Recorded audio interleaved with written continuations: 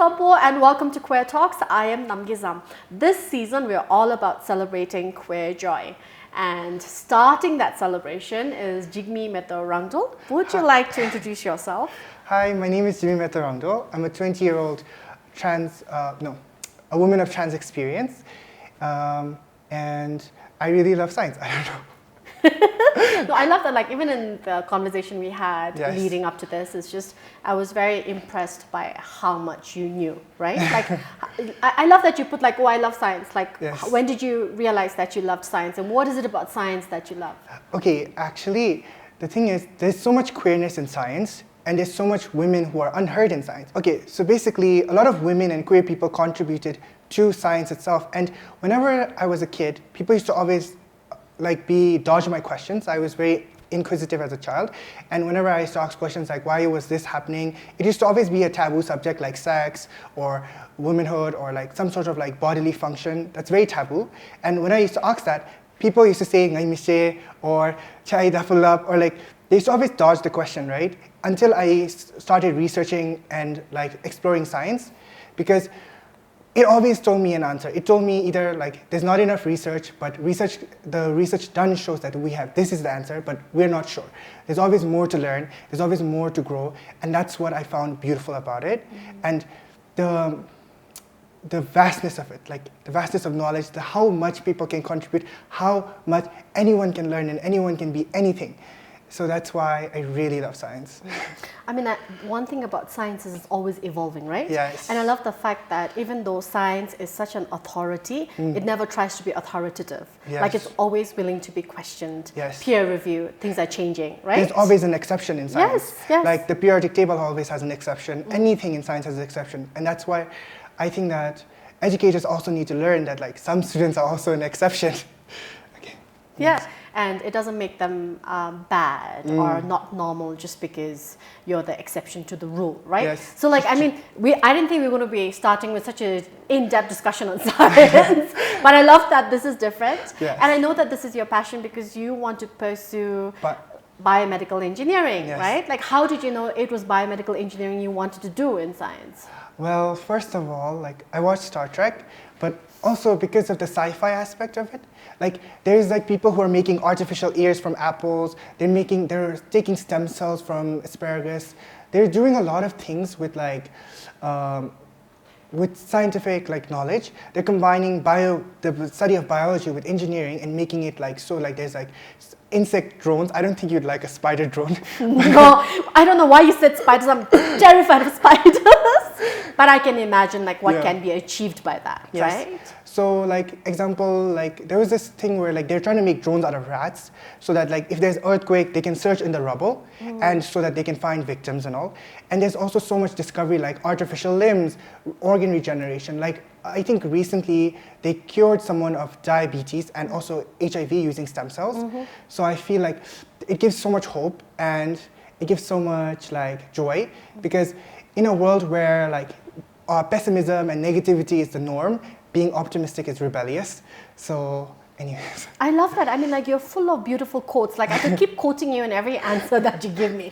Like, you know, this is just great, like what you shared with us. So being optimistic is being rebellious, you know, in this day and age. Yes. I also want to talk a little bit then, like, you know, because everybody must be thinking you've done the normal schooling process, right? Like, when you talk about being an exception to the rule and how, like, you're such a brilliant example of that. Like, tell us a little bit about how education was an interesting experience for you and the options you had, the choices you had to make.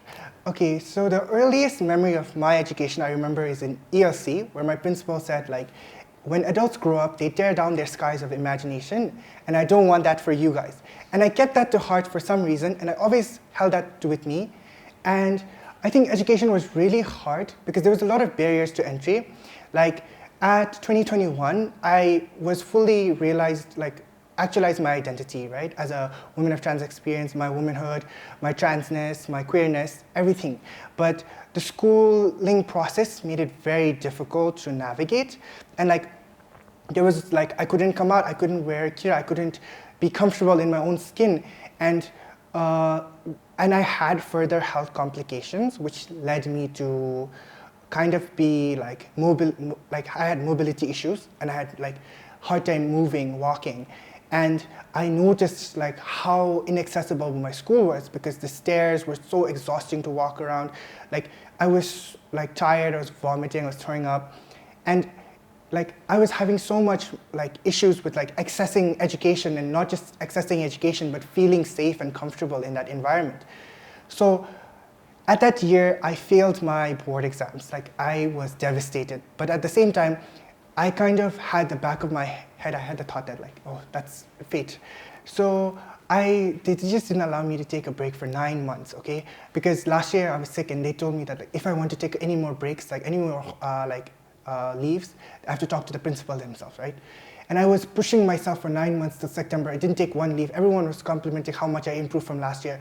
But internally, I was suffering, I was exhausted, I was in the closet. And then I just wanted a break. So I dropped out at September. But then everyone told me like not to drop out, you'll regret it. But till now, I don't regret it. Because I knew that that was the right decision for me. But then, but I realized that I have a passion for academia, I have a passion for learning, I have a passion for science. And so I know that I could not accomplish anything if I was just like a class 7 dropout. And I think that like for me, I wanted to pursue education, so therefore I looked at alternative ways like NOIS, which is National Institute of Open Schooling in India. And there's different branches like BBOSC, Sikkim, Bihar.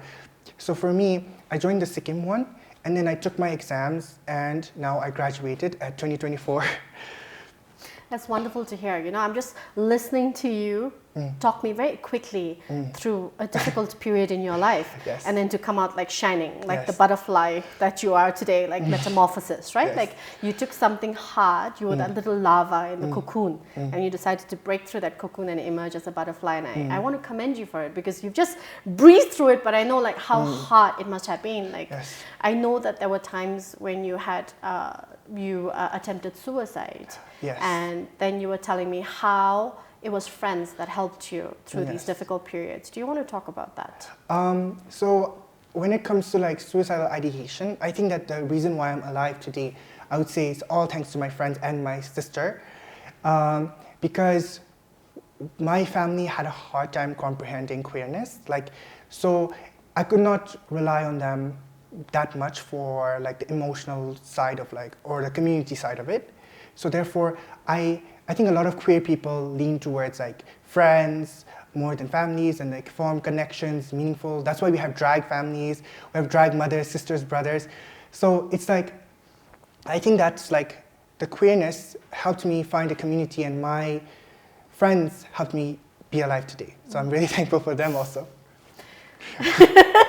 A shout out to friends. I think like it's just really important to have that support group, and I love hearing that you found that community, and you found like your own tribe that lifts you up when like nobody else is lifting you Sure. up, right?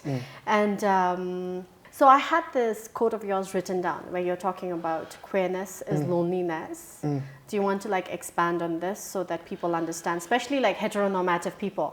Because I mean, not everybody, I wish everybody was aware, but many people are aware of now, like, you know, what it means to be queer, but the full lived experience of queerness, one aspect that I haven't heard, like, yes, you know what I'm getting at, so I'm going to let you talk now. So I think that the aspect of queerness being loneliness is like very related to Bhutanese culture, because like we always celebrate Losar, Diwali, anything like any festivities we have, we celebrate with family. So when you're queer, you're kind of different, and you kind of have to like teeter, and you have to kind of like walk on eggshells around family, and you can't always be out and open about who you're dating, how your life is, like, you know, how you're feeling, because it's a bit of a taboo. So I feel like that loneliness, that queer loneliness is very prevalent, and I think that like that's why there's so much queer communities working together. And I think, like I said, like the friends aspect, like queer friendships and just like friendships in general is what's sustaining the queer people of Bhutan, I think. It's wonderful to hear and sad to hear, because I just wish like we had that institutional support where it's like legitimizes your identity, you know, that you don't have to feel like there's something wrong with you, and then to have to grapple through that experience until you have that inner confidence to come out and be like, this is who I am, and I'm going to make these decisions, you know. But I find it very interesting about you that you were very strong in making decisions. Like, Even if you were a heteronormative person, Yeah. I don't know how many people will be like, I'm done with school, I can't deal with this. Like, I just need to pave my path forward. Like, Yes. how did you find that?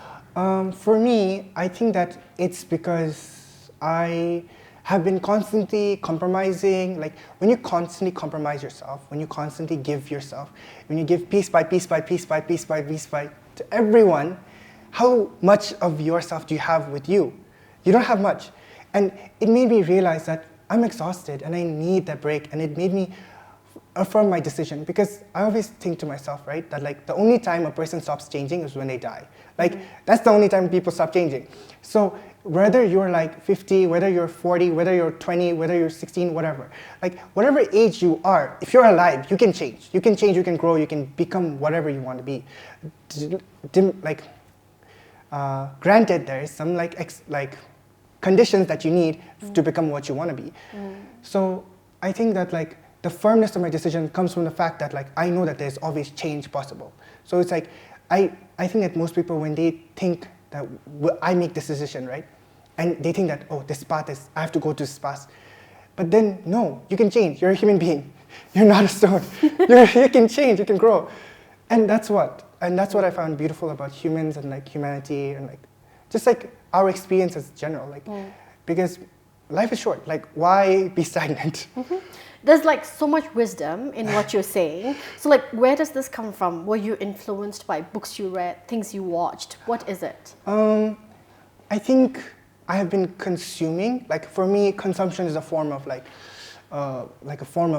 Therapy? Yes, very much so.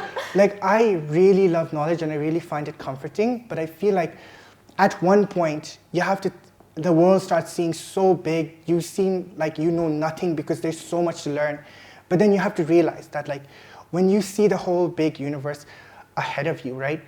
You have to realize you're just a speck of dust, but then you have to realize what you can do locally. Like, you have to always think globally, but work locally, because otherwise you're not going to see in action. Like, what can you do in Geneva? What can you do in Switzerland? Like, you're not going to be able to do anything. You're here right now. Like, you have to think locally, and then you can slowly expand and grow, because you cannot expect to be like a full-grown tree when you're literally just a seedling. So I think it's more about breaking down the paths, walking slowly, one day at a time, because your efforts will pay off, but only if you are consistent.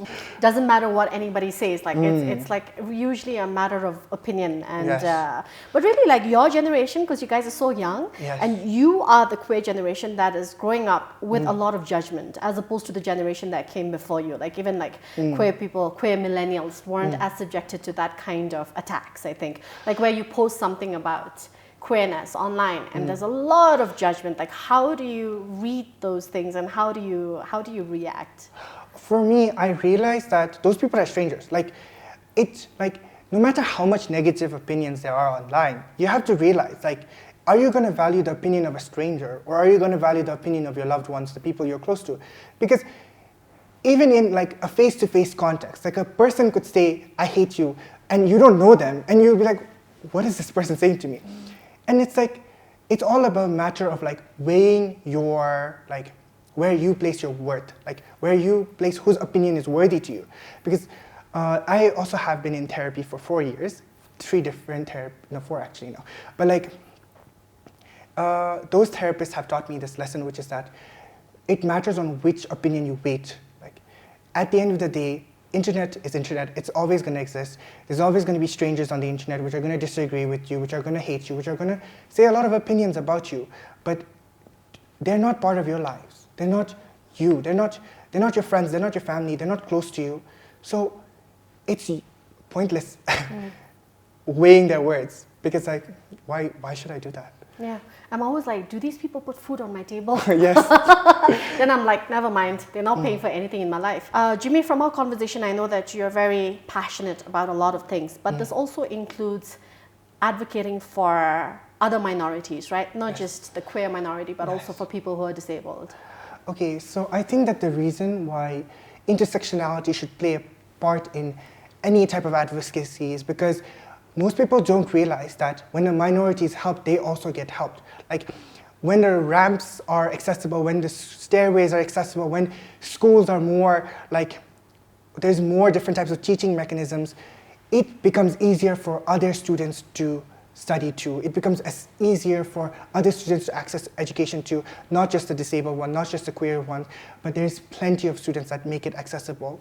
And I think the first step would be like creating safe spaces where I think the creative safe spaces is not just like coming out of nowhere. Like we have to first like have programs, educate teachers, staff, faculty, schools, students, right? Address bullying and discrimination, like, and not make it a rule where like, oh, you bully someone, you're out. Because they'll just hate that just minority more because of that.